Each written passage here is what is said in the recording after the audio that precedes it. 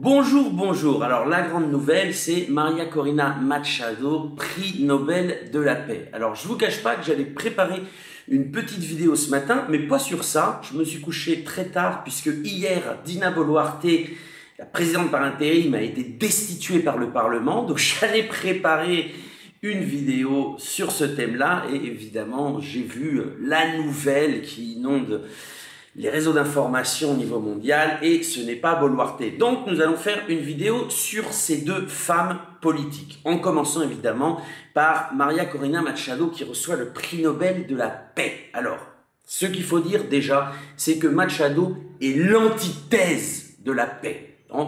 Maria Corina Machado, elle a commencé, on va dire, sa carrière politique en étant à la tête d'une ONG financée par les États-Unis pour établir un pouvoir électoral parallèle, c'est-à-dire à l'époque, au début des années 2000, c'était la mode des révolutions de couleur aux États-Unis et chaque révolution de couleur naissait par la contestation de résultats. Et le modus operandi était le même, que ça soit en Géorgie, que ça soit en Yougoslavie, que ça soit au Kazakhstan.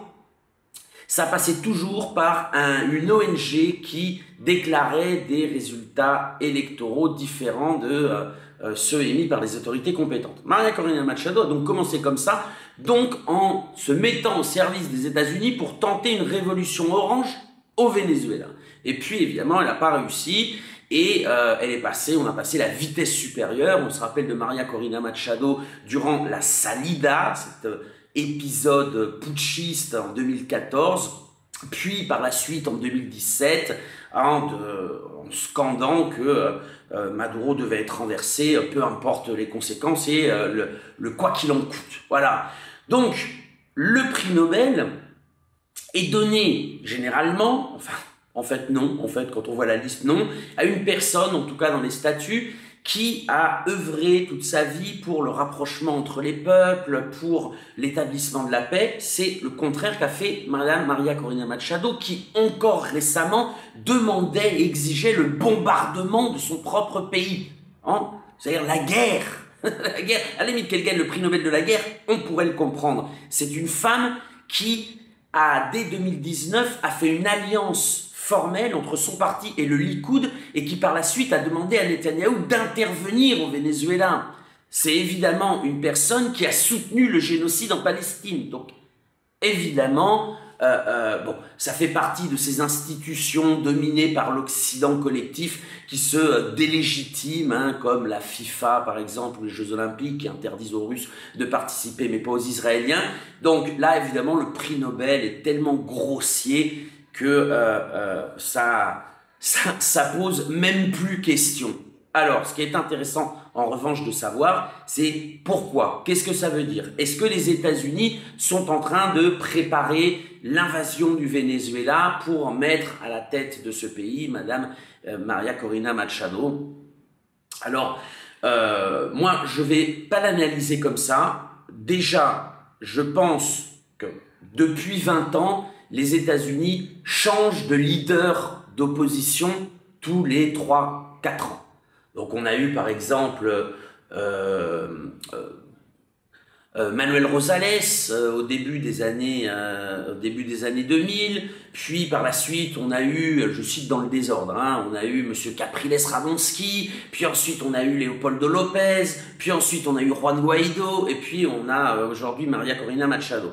Donc pourquoi ça? En fait c'est des jeux de balancier entre les différents membres de l'opposition vénézuélienne et qui se battent entre eux pour être l'élu par les États-Unis et profiter de la manne financière que cela représente. Là, en nommant, ou en faisant nommer, parce que les jurés évidemment ne sont pas indépendants, s'ils gardaient quelque chose d'indépendant, là évidemment ça vole en éclats, en faisant nommer Maria Corina Machado prix Nobel de la paix, les États-Unis et leurs alliés instaurent une leader de l'opposition dans le temps. Ça va être difficile par la suite de dire non c'est plus elle, on va trouver quelqu'un d'autre, etc. Là, tous les Guaido, les Lopez et compagnie, là il va falloir se ranger derrière elle à mon avis. Voilà ce que déjà représente le prix Nobel donné à Maria Corina Machado. La deuxième chose, c'est que, bon, évidemment, c'est une manière, alors c'est mal connaître les Vénézuéliens, mais c'est une manière de protéger Maria Corina Machado de la prison au Venezuela, chose qu'elle mérite pour avoir demandé que sa patrie soit bombardée. Donc là, effectivement, mettre une prix Nobel de la paix, c'est dans cette guerre asymétrique, cette guerre de la communication, de saturer les foudres de l'opinion publique moyenne occidentale et d'ailleurs même. Et puis, moi je pense que c'est aussi un lot de consolation. C'est un lot de consolation pour dire on ne peut pas te donner le Venezuela. Pourquoi? Parce que les capacités de défense du Venezuela sont telles que ça rend très difficilement projectable une invasion des États-Unis pour changer de régime. Ça ne veut pas dire que les États-Unis ne peuvent pas utiliser leurs forces dans les Caraïbes pour bombarder des sites stratégiques, voire pour essayer de bombarder Maduro. Mais je vous renvoie à mes anciennes vidéos.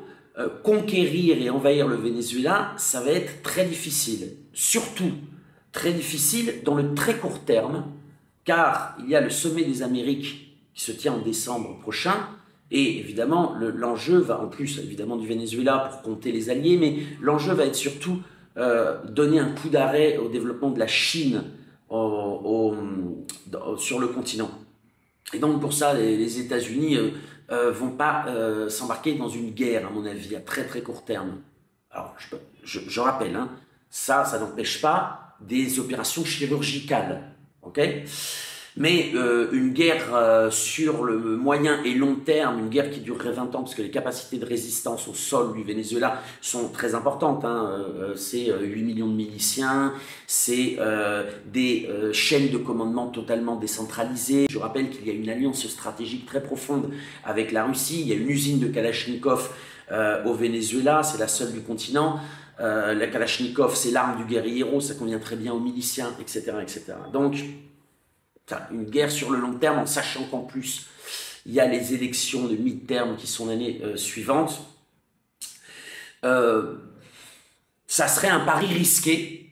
Et rationnellement parlant, c'est beaucoup plus avantageux pour les États-Unis et leur recherche de développement énergétique de stabiliser des relations pétrolières, alors pas politiques, hein, mais des relations pétrolières avec le Venezuela, tout en rackettant le Guyana voisin pour lui assurer une protection contre ce même Venezuela avec qui les relations pétrolières auront été stabilisées. Mais, ça, tout ce que je viens de dire, c'est rationnel. Et Marco Rubio et Trump, on peut douter légitimement de leur rationalité. Donc la menace plane, bien évidemment. De fait, elle a été répétée par le ministre de la Défense du Venezuela en disant « Je ne veux pas me faire le chantre de mauvais augure, mais il faut se préparer à la guerre ». Voilà, donc le prix Nobel de Maria Corina Machado, en tout cas, place le Venezuela au centre. Hein. On va évidemment, dans les jours qui viennent, continuer à parler du Venezuela. Est-ce que ça sera un prix de consolation, un lot de consolation pour Maria Corina Machado? Moi, personnellement, je le pense. En plus, la séquence nommer une prix Nobel de la paix, bombarder le pays, créer des rivières de sang pour ensuite l'installer dans un laps de temps assez court, me paraît un peu précipité. Voilà pour mon analyse du prix Nobel de cette femme qui a promu la guerre, le sang et la violence toute sa vie.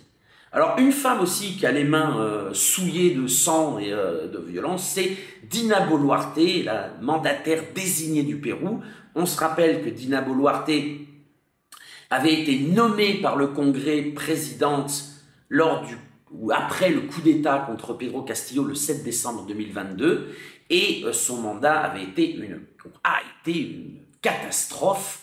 Non, il avait été inauguré dans le sang puisque Madame Boluarte avait invité ou autorisé l'armée à tirer sur les manifestants. Ça s'était soldé par 50 morts, hein, 50 morts par balle. Donc elle a une responsabilité pénale indirecte là-dessus. Puis ensuite, on a vu, alors d'une part qu'elle était totalement incapable de mener une politique publique, et puis elle a été mouillée dans diverses affaires de corruption. On citera le cas des Rolex, où elle a fait ostentation de Rolex et de colliers Cartier qu'elle n'avait évidemment pas les moyens de se payer. Enfin, en réalité, certains politiciens, gouverneurs locaux lui offraient ça en échange qu'elle finance des infrastructures publiques dans leur région. On se rappelle aussi que elle et son frère faisaient payer pour obtenir des postes de préfet, et cet argent, alors à quoi servait-il, on ne sait pas. Donc tout ça, évidemment, il y a des procédures judiciaires qui se sont ouvertes là-dessus. On se rappelle aussi qu'elle avait abandonné son poste de présidente pendant plusieurs jours pour subir des opérations de chirurgie esthétique. Et donc, bon, le mandat de Boluarte est un mandat qui a encore plus plongé le Pérou dans l'ingouvernabilité, dans l'état failli et dans plusieurs crises à laquelle d'ailleurs Boluarte a répondu avec arrogance et dédain. Une crise économique, je rappelle que 52% des Péruviens vivent en insécurité alimentaire. Je rappelle aussi que 43% des enfants de 0 à 3 ans souffrent d'anémie. 43%, un enfant sur deux. Dans des zones comme Puno, Cajamarca, qui sont des zones minières en plus, donc des zones riches, c'est 70%, c'est 2 enfants sur 3. Donc une situation économique terrible, et à laquelle Boluarte a répondu par le dédain en disant « Écoutez, vous pouvez très bien manger avec 3 $ par jour, etc. » Non, manger de la brioche, elle a répondu aux Péruviens. Une crise insécuritaire, une montée très forte de l'insécurité, du crime organisé, de l'extorsion. Non, c'est un commerce sur 2 qui est extorqué par des bandes criminelles, donc c'est pas rien. Et elle a répondu que l'État ne peut rien faire, ça sert à rien de manifester contre ça, c'est un problème qui existait avant, etc. Donc encore une fois par le dédain. Bon, c'est une femme, alors elle a une crise identitaire au Pérou aussi, où, donc avec les plusieurs peuples qui habitent ce territoire. Madame Boluarte avait dit, en parlant de la combative région de Puno, Puno n'est pas le Pérou, ce qui a ravivé évidemment la crise identitaire que traverse le pays depuis plusieurs siècles peut-être, je dirais, et en tout cas dont il n'est pas sorti. Bref, c'était une personne qui était haïe. Je vais vous donner 2 exemples. Donc depuis plusieurs mois, sa popularité était dans la marge d'erreur, entre 0 et 3%. Et Ipsos a sorti un sondage il y a quelques mois et qui l'a donné avec 0% de popularité. C'était tellement improbable que le directeur pour les Amériques d'Ipsos était sorti en disant que ça faisait 30 ans qu'il faisait des sondages et qu'il n'avait jamais vu ça. Donc le chiffre était vrai, que la méthodologie n'était pas à revoir. Voilà. Je vais vous donner un autre exemple, c'est que en ce moment, moi, je travaille sur une étude qualitative pour savoir l'opinion des Péruviens par rapport à la politique et évidemment à l'électoral. Et figurez-vous que de tous les groupes sociaux que nous étudions, dans toutes les villes que nous étudions, tout le monde dit, pour les prochaines élections, nous voulons un homme comme président, parce qu'on a vu ce que faisait une femme et on n'en veut plus. Donc merci Boluarte, bravo, grâce à toi, pendant un siècle, le Pérou n'aura plus de femmes, on se rappellera de comment elle gouverne. Alors évidemment, c'est tous les stéréotypes, en plus machistes, Boluarte les a pris pour elle, la vanité, les bijoux, le vol, la rapine, la chirurgie esthétique, l'hystérie, enfin vraiment là c'est pas un cadeau fait aux femmes péruviennes, et d'ailleurs le mandat de Boluarte. Donc pourquoi le Congrès a-t-il, qui l'a soutenu jusque-là? Je rappelle que c'était quand même la 7e motion de censure qu'il y a eu. Les groupes majoritaires néolibéraux et néocoloniaux à l'Assemblée l'ont toujours soutenu. Qu'est-ce qui s'est passé pour que, dans leur immense majorité, 118 voix sur 125, il y a eu 0 voix contre, 0 abstention, c'est les personnes qui n'ont pas participé au vote. Pourquoi ont-ils retourné leur veste? C'est très simple. C'est qu'en fait, depuis 3 ans, ils extorquaient Boluarte. Ils faisaient du chantage. Et c'était un chantage à tous les étages, pour que vous voyez un peu l'état failli péruvien. Boluarte n'ayant aucun parti, aucun soutien, le deal était simple, soit tu nous acceptes cette loi, 3 ministres, des prébendes, etc., ou soit on te fait une procédure d'impeachment et pour toi ça sera la prison. Donc Boluarte acceptait des ministres, des grands groupes parlementaires qui la faisaient chanter. Et ce chantage en plus, c'était rigolo parce que les petits groupes parlementaires, eux, n'avaient pas la possibilité de lancer des procédures d'impeachment, mais avaient la possibilité d'interpeller des ministres et donc faisaient chanter aussi des ministres pour nommer des directeurs de ligne. Donc imaginez un État où les ministres ne répondent pas à la présidente puisqu'ils ont été mis là par le groupe parlementaire, un groupe parlementaire de l'Assemblée, donc c'est à eux qui répondent en réalité, et dans leurs hauts fonctionnaires ne leur répondent pas à eux, sinon répondent à un autre groupe parlementaire. Bon voilà dans quoi nage le pays depuis plusieurs années, qui s'est amplifié avec Boluarte.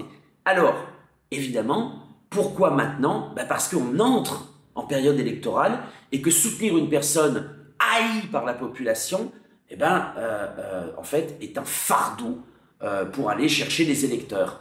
Et donc, il y a eu une nouvelle tragédie où un groupe très connu du Pérou,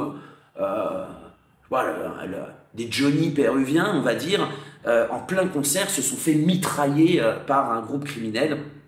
Je crois qu'il y a un mort et 4 blessés graves parmi le groupe. Donc, sur ce prétexte-là, les